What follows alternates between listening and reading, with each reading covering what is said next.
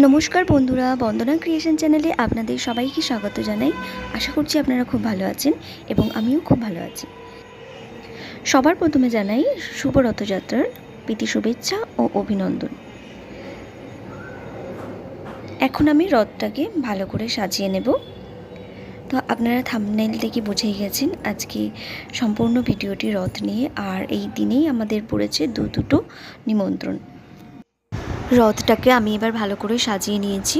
অভি মালা এনে দিয়েছিল, তো আমি মালা দিয়ে রথটাকে ভালো করে সাজিয়ে নিয়েছি। এবার ঘুরে আসবো রথটাকে নিয়ে। আমরা জন্টির স্কুল পর্যন্ত রথটাকে নিয়ে গিয়েছিলাম, আবার ওখান থেকে বাড়ি চলে এসেছি খুব তাড়াতাড়ি, কারণ জন্টিকে খাওয়ানোর ছিল। ও তো স্বাদে কিছু খায়নি, এক গাল মতো ভাত খেয়েছিল।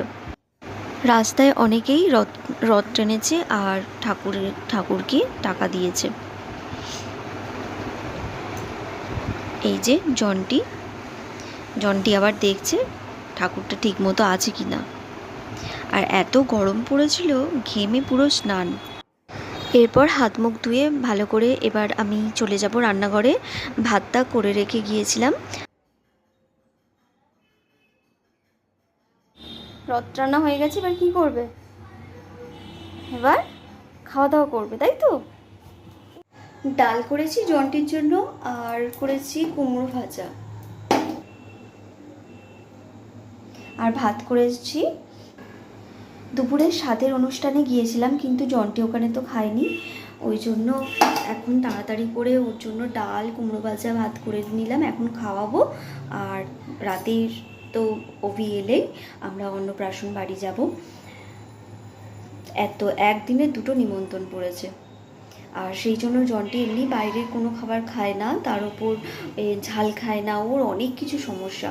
ওর জন্য এখন সব রান্না করে নিয়েছি, এখন খাইয়ে দেব। আবার অন্নপ্রাশন বাড়ি থেকে এসে ওখানে যদি খায় তাহলে আর এসে খাওয়াবো না, আর যদি না খায় তাহলে বাড়ি এসে আমাকে ওকে খাওয়াতে হবে।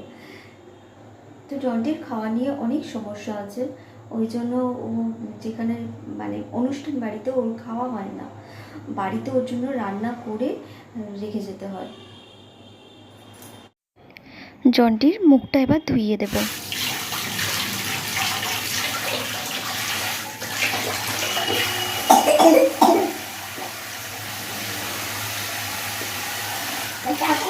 আরেকবার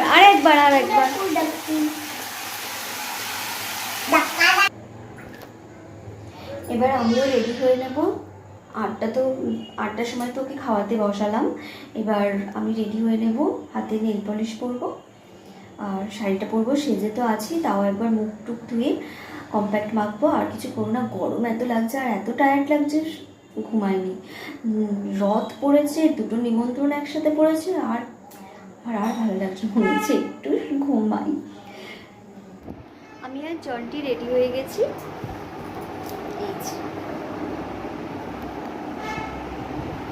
মাল্লুক আর জন্টি ব্ল্যাক শার্ট, আর ওগুলো ব্ল্যাক শার্ট পরেছে। আমাকে আর আমার জন্টিকে কীরকম লাগছে আপনারা প্লিজ কমেন্ট বক্সে জানাবেন।